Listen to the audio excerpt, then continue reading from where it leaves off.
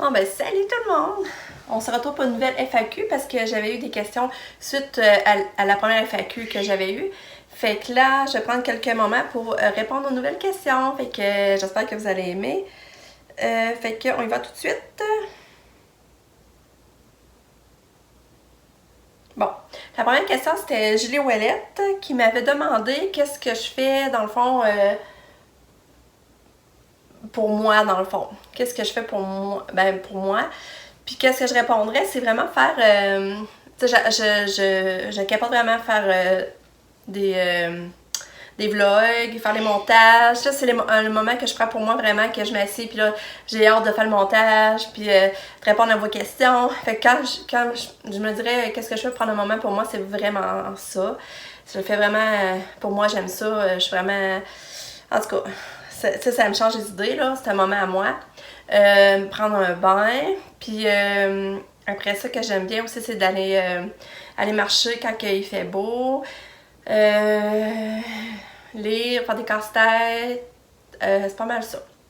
Ensuite aussi, Julie Wallen m'avait demandé moi, j'aimerais savoir si tu as des trucs quand un comportement d'un enfant perdure malgré avoir appliqué plein de choses pour corriger la situation. Ben, c'est embêtant. Je suis embêtée à quoi répondre parce que ça dépend du comportement puis qu'est-ce qui a été mis en place. Mais moi, je privilège toujours d'aller selon le renforcement positif. Fait que je sais pas si y a moyen, tu sais, je sais pas c'est quoi le comportement, mais si c'est quelque chose que tu veux changer, qui fait pas, ben c'est que tu lui en parles, tu lui dis qu'est-ce que tu aimerais changer.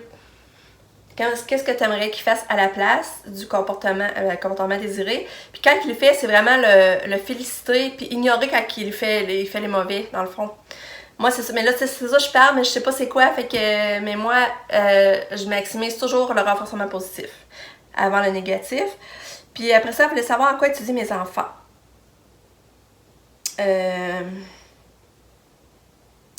Fait que mes enfants étudient, Pamela étudie en pharmacie, Sabrina en psychoéducation, Nicolas, comme c'est là, est au cégep en sciences humaines, il voudrait se diriger en psychologie à l'université. Ben, Lucas il est au primaire, il est en première année. Puis Katia, ben là, elle est à Poly. Elle se être à Poly, mais c'est une classe vraiment en progrès continu qui appelle, là. Fait que, puis qu'est-ce que tu aimerais réaliser? Un rêve que tu aimerais réaliser? Ça, j'ai un rêve que j'aimerais réaliser. Bon, premièrement, un rêve que j'ai, là, ça allait peut-être se niaiser, mais je rêve d'avoir des beaux grands cheveux longs, tu sais, qui est à peu près jusqu'ici, là, tout en santé, tout épais, là. Ça serait vraiment un rêve à m'amener si je gagne la loterie ou je sais pas quoi, j'aimerais vraiment me payer des rallonges, des beaux cheveux, là. Ça, c'est un rêve que j'ai depuis tout petit d'avoir les cheveux longs, mais quand j'étais petite, ma mère, elle aimait pas ça qu'on ait les cheveux longs, fait qu'elle nous les gardait courts. Puis à part ça, ben, avec les années, j'ai jamais réussi à les garder longs. Puis là, on dirait que je vieillis, puis j'ai la misère à mes cheveux à les garder beaux et en santé. Fait que ça serait un de mes rêves. Après ça, un autre grand rêve, là, c'est ça qu'on renouvelle nos vœux, moi puis mon chum, dans un pays chaud avec tous mes enfants. Ça serait vraiment là, le summum. Là, j'aimerais tellement ça, là, qu'on renouvelle nos rêves avec nos enfants. Là, toutes les épreuves qu'on a passées, puis qu'on est encore là, puis fort, là, puis qu'on s'aime encore. Là, j'aimerais vraiment ça. Ou tout simplement faire un voyage dans le sud avec toute ma famille. Ben, j'aimerais ça, tu sais, avec mon chum, qu'on réénergise nos batteries. Puis après ça, y aller avec les enfants. Toute notre gang. Et ce que j'aimerais ça, j'imagine Katia sur le bord de l'eau. Mais tu sais, c'est ça que c'est compliqué avec Katia. Il faudrait vraiment un hôtel qu'on accède direct à la plage, là. Qu'on soit tout de suite au premier niveau. Puis égalité de la plage. En tout cas, ce serait un de mes rêves. Puis un autre, j'en ai plusieurs rêves finalement. Que j'aimerais, c'est que quand je vais être grand-maman, c'est que tous mes enfants, ils restent dans la même ville que moi. Puis s'ils travaillent, ben tous les petits enfants, ils se font garder par ici le jour. Ah, ce que j'aimerais ça, là. Ça ferait des cousins cousines proches. Moi, je les connaîtrais, les parents seraient en confiance, c'est que c'est avec leur grand-maman. En tout cas, ça serait mes rêves, mais tu sais, pour ça, il faudrait qu'ils restent tous dans la même ville. Il faudrait qu'ils décident de. Tu sais, c'est peut-être qu'ils ne voudront pas travailler non plus. Tu sais, comme moi, j'aimais mieux les élever moi-même. Peut-être que les autres aussi, ils vont décider de les élever eux-mêmes. En tout cas, si jamais ils décideraient de travailler, j'aimerais ça, tu sais, pouvoir comme m'en occuper, là. Ça, c'est ça. Après ça, un autre rêve qu'on a, mon chum, c'est d'avoir vraiment notre décapotable dans quelques années pour pouvoir vraiment décrocher, tu sais, quand Cassie est arrivée les fins de semaine, on part, on s'en va, on décroche. On est un couple vraiment, on s'en va décapotable. Mais c'est comme mon chum, on se disait aussi, ce serait le fun aussi d'avoir quand même décapotables 4 places parce que Katia puis Lucas, ils tripperaient encore. Tu sais, moi, nous autres, Lucas est encore là pour longtemps aussi, là. Fait qu'en gros, ben, c'est ça. C'est ça nos rêves pour. Mes rêves.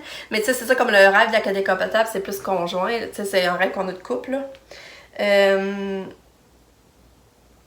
Après ça, j'ai Geneviève Grégoire qui m'a posé la question. Ben, c'est Greg Tag, son surnom sur YouTube. Là, elle, sa question, c'est: j'aimerais savoir si, quand Kato décide de faire le party la nuit, au lieu de dormir, est-ce que vous devez rester debout avec elle ou vous pouvez dormir? Bon, ça, c'est Katia, c'est pas de gaieté de cœur, là, mais on a comme, faut que je fasse un lâcher prise, on a comme pas eu le choix maintenant de dire on barre sa porte. Fait que la nuit, sa porte est barrée parce que sa vie serait trop en danger de la laisser promener librement dans la maison. Fait qu'on est mieux, on a fait une chambre sécuritaire, qu'elle peut rester dans sa chambre, elle a ce qu'il faut pour se divertir, s'amuser, elle a tout ce qu'elle aime. Fait que c'est pour ça la nuit, Katia, dans le fond, quand elle dort pas, elle est dans sa chambre en sécurité, puis nous, on est capable, pareil, de canter pour pouvoir dormir. C'est sûr qu'on dort pas aussi bien, pareil, quand on sait qu'elle dort pas, parce qu'on vient souvent la voir. On faut souvent la changer de couche aussi, parce que plus qu'elle bouge la nuit, plus les couches débarquent, plus qu'elle fait pipi, plus qu'elle... Ça implique qu'on vient la changer de couche, on espère qu'elle se rendort, on vient la rébriller, on y part des toutous, tu sais. On voyage plus, c'est sûr, que si elle dormirait. Mais on est quand même capable de pouvoir s'assoupir, puis de pas stresser qu'elle se promène dans la maison et on n'ait pas connaissance. Je sais pas si vous comprenez. On a la caméra aussi qui la surveille toujours. On peut toujours voir dans notre téléphone qu'est-ce qu'elle fait à distance. Fait que ça, c'est le fun aussi. On peut toujours surveiller, puis on a le son, puis on peut y parler à distance aussi. Mais c'est ça, la porte est barrée. C'est ça me fait de la peine sur le coup de penser qu'on embarrait notre fille dans sa chambre. Mais à un moment donné, il faut que je fasse un lâcher prise, comme je vous dis, parce que j'aimais mieux qu'elle soit embarrée dans sa chambre en sécurité, qu'elle se promène, qu'elle puisse sortir dehors au froid l'hiver, qu'elle brise des affaires, qu'elle casse la vaisselle ou qu'elle se coupe. Je serais vraiment pas capable de vivre avec ça. Puis tu sais, maintenant, on est des parents, on a quand même besoin de dormir, on est des êtres humains. Puis on a quand même besoin de dormir sans stresser, là. Mais tu sais, on stresse pareil quand elle dort pas. Je sais pas si vous comprenez, c'est pas les meilleures nuits non plus, mais c'est déjà moins pire qu'avoir peur de pas dormir, tu sais, de tenir pas dormir parce qu'on veut pas qu'elle sauve, qu'il arrive quelque chose, là. Fait que j'espère que vous allez comprendre, parce qu'il faut vivre avec un enfant avec une décence profonde pour comprendre que c'est comme on n'a pas le choix, là. Puis le pire, c'est qu'elle sait même pas qu'elle est embarrée, elle. Elle est dans sa chambre, elle est tout contente, elle sait pas qu'elle est embarrée. Puis tu sais, elle criera pas qu'on aille... tu sais, elle cognera pas après la porte pour sortir. Je sais pas si vous comprenez, là. Puis en plus, le pire, là, c'est qu'elle a la débarrure de son côté. Elle serait capable de débarrer la porte, ça voudrait, mais c'est parce qu'elle est comme... Tu sais, elle est pas comme assez... dans le fond, elle est pas assez intelligente pour être capable de la débarrer, mais pour vrai, elle est pas embarrée comme telle, tu sais. En gros, de même, elle est pas embarrée, là. C'est juste... c'est comme mentalement, pour moi, de savoir, tu sais, qu'elle est pas vraiment barrée parce qu'elle est capable de barrer. Après ça, il y a Nancy Bailly qui me demande combien de temps Katia va à l'école. Katia, la première année, je voulais pas l'envoyer à l'école du tout. Je me disais, ça donnerait de l'envoyer à l'école. Fait que la première année, on s'avait battu fort pour avoir l'école à la maison. On trouvait que c'était un bon compromis, mais on a eu de la misère à l'avoir parce qu'on pensait des parents indignes, on voulait pas stimuler notre enfant. Puis tu sais, je me rappelle toujours quand on était à l'école, là, on voulait faire un plan d'intervention, mais on était tous autour de la table. Et il y avait au moins 10 personnes autour de la table à jaser de ma fille, mais personne ne la connaissait, sauf l'ergo qui la suivait au CRDP, qui la suivait depuis qu'elle était toute petite, dans le fond. Excusez, à cause que là... Puis tout le monde parlait d'elle, de son cas, mais personne ne la connaissait, personne ne l'avait vu en action. Ça nous avait tellement frustrés, moi puis mon chum. Une chance que l'ergo était là, qu'il la suivait au CRDP, parce qu'elle a parlé à notre faveur, parce qu'elle savait bien que Katia était pas capable de suivre un groupe de maternelle, puis que c'était mieux, tu sais, quand même qu'elle allait à l'école à la maison avec ses parents. Fait que je peux vous dire, c'est à cause d'elle qu'on l'a eu. Fait que la première année, on a eu l'école à la maison. C'était 10 heures par semaine qu'on avait droit. Puis l'éducatrice Nancy, je me rappelle, elle était assise à une petite table, puis elle assimilait. Puis on l'a tellement aimé, cette éducatrice-là, là, c'est fou, là.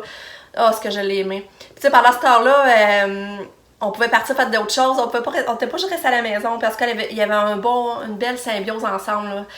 La deuxième année, j'ai redemandé encore l'école à la maison. On l'a eu, mais avec un petit peu d'heures à l'école. Fait que elle a commencé à aller à l'école, finalement, elle devait avoir presque 6 ans et demi. Ouais, il me semble qu'elle avait 6 ans et demi. Puis, c'était vraiment pas beaucoup au début. Je demandais juste, je pense qu'elle a juste genre 2 avant-midi par semaine. Après ça, on a monté, l'année d'ensuite, on a monté à toutes les avant-midi. Ça a été vraiment graduel son entrée scolaire, là. Après ça, on intégrait une journée au complet au travers. En tout cas, puis là, c'est pour vous dire que ça fait comme 3 ans qu'elle y va plus à temps plein. Les 2 dernières années, elle y allait 5 jours semaine, mais c'était juste de 9,5 à 2,5. Là, il y a cette année qu'elle a changé d'école, puis c'est nouveau. Maintenant, il va de 9 à 4. Au début, j'ai eu une réaction. Je trouvais ça beaucoup déjà de changer d'école, puis qu'elle y allait plus longtemps, ça me faisait quelque chose. Mais au final, tout se passe bien. Je suis bien contente de ce temps-là, puis j'apprécie le temps qu'elle est à l'école. Je peux faire d'autres choses, tu sais, avancer d'autres choses dans la maison, penser à des choses pour moi. Fait que je l'apprécie vraiment. Mais c'est ça, ça a été compliqué. Il a été vraiment graduellement, vraiment, ça fait plusieurs années. Puis même à l'école, il faut qu'il s'ajuste. Autant qu'il disait qu'il était prêt pour elle, puis non, mais tu sais, ils ont bien vu que dans la réalité, c'était pas ça pantoute. Il a fallu vraiment qu'il y ait beaucoup d'ajustements. Il m'appelait souvent pour des problèmes, régler des affaires. Puis finalement, ça l'a aidé beaucoup quand ils ont fait la salle Stos-Hélène à l'école. Ça, elle y allait là, elle a passé beaucoup de temps. Puis quand elle a eu du 1 pour 1 à l'école, là, ça aussi, ça l'a aidé. Il y a une enseignante qui a réussi à avoir du 1 pour 1, une éducatrice 1 pour 1 tout le temps qu'elle était à l'école. Fait que ça, là, ça l'a tellement aidé, là. Puis ça a été parfait. Fait que, ben, c'est ça pour son entrée scolaire. Ensuite... OK, après ça, il y a Geneviève aussi qui m'a posé la question. Je me demande pourquoi Kato mange rarement la même chose que vous. Est-ce que c'est une question de goût alimentaire ou c'est à cause de son estomac que son estomac le prendrait pas? Bon, premièrement, Katia mange la même chose que nous. C'est sûr, ben presque la même chose. Pas toutes, c'est genre comme... ben oui, elle mange quasiment tout. Elle mange la pizza, de la poutine. C'est juste qu'elle mange pas en même temps que nous. Ça, on a décidé ça au fil des années. Parce qu'avant, elle mangeait en même temps que nous, mais on s'est rendu compte que ça rendait le souper trop stressant pour tout le monde. Parce qu'elle a les bras longs, elle pogne les verres d'eau, elle va aller piger les assiettes des autres. Nous autres, on mange stressé parce qu'on essaie de la faire manger en même temps. Parce que Katia mange pas toute seule. Fait que là, on a décidé à la faire manger avant. Pour nous, après, manger tranquille. Parce qu'un coup qu'elle a mangé, souvent, elle sort dans sa chambre, elle reste tranquille. Ou bien, la nourriture à la table l'intéresse moins. Ou qu'est-ce qu'elle fait, Katia, qui rend ça stressant lors du repas aussi, c'est qu'elle se lève, elle se promène tout autour de nous autres. Puis on dirait un vautour, là. On est toutes stressées. Ça l'amenait vraiment lors des repas stressants. Fait qu'on a décidé de faire ça. Mais pour vrai, elle mange comme nous. C'est sûr qu'il faut que ça soit coupé puis mou, là. Par exemple, tu sais, faut que ça soit coupé en petits morceaux. Puis, il y a la seule différence, c'est qu'elle boit pas de lait, ma fille. Elle prend des produits laitiers, mais elle boit pas de lait parce que suite à sa maladie, elle est œsophagite et eosinophilique. Ben, c'est ça, on a découvert que quand on lui donne des pédiassures, elle était plus constipée. Mais quand on lui donne du lait, c'est qu'elle vient full constipée, puis c'est vraiment pas drôle, là. Fait que là, on a découvert, c'est bizarre, parce qu'elle peut prendre des fromages en masse, puis du yogourt, mais si elle boit du lait au verre, elle vient constipée. Fait que là, c'est pour ça qu'on lui donne plus de lait maintenant au verre, c'est toujours des pédiassures pour compléter son alimentation. C'est la seule différence c'est la seule affaire qui est différente de nous. Sinon, l'alimentation, c'est pas mal comme la nôtre. Sauf que c'est comme là, dis-moi, il faut couper puis être sûr qu'il n'y a pas de morceaux durs. C'est ça pour son alimentation. Puis son estomac, elle le prend comme toutes nous autres. Là, son estomac, il fonctionne comme normal, comme toutes nous. Là. Ensuite, je vais vérifier s'il y avait d'autres questions. Ah ouais, il y en a. Puis il y a ça, il y a une autre question que j'ai eue, c'est Georges-Étienne Ledoux qui m'a demandé pourquoi Katia fait régulièrement. C'est vrai qu'elle fait souvent ça. Vous devez l'entendre souvent faire ça, mais on ne sait pas trop pourquoi. C'est sa manière de communiquer, mais aussi je pense que c'est un stimulus pour elle, tu sais, d'entendre la vibration que ça fait dans son cou, tout ça. Parce que les enfants qui ont des déficiences intellectuelles, surtout profondes, ils ont besoin vraiment beaucoup de stimulus. Voyons, de stimulus. C'est pour ça que Katia, c'est important d'aller chercher ses 5 sens. Puis c'est pour ça que dans sa chambre, on a mis beaucoup d'affaires, des articles Snos-Hélène, que ça s'appelle. Mais ça, je préfère un autre vlog pour vous en parler plus en détail. C'est aller vraiment créer le besoin d'aller rechercher ses 5 sens. Motiver ses 5 sens, dans le fond, là, pour... c'est vraiment ça qu'ils ont besoin. Avant je vous en reparlerai plus en détail, par exemple. Ben, si ça t'intéressait, vous me le direz, si ça t'intéressait d'en savoir plus sur les salles Snos-Hélène puis tout ça, là. Je reprends l'autre vlog là-dessus parce que là, ça serait long, mais en tout cas. Fait qu'on sait pas trop pourquoi qu'elle fait ça, mais on pense que c'est sa manière de communiquer, puis aussi, ben, c'est en même temps, ça fait un stimulus. Voyons, j'ai la misère à dire un stimulus pour elle. Fait que, je sais pas si t'as minute, je vais checker. Ouais, fait que je pense que c'est pas mal les questions. Je sais pas, j'en ai oublié.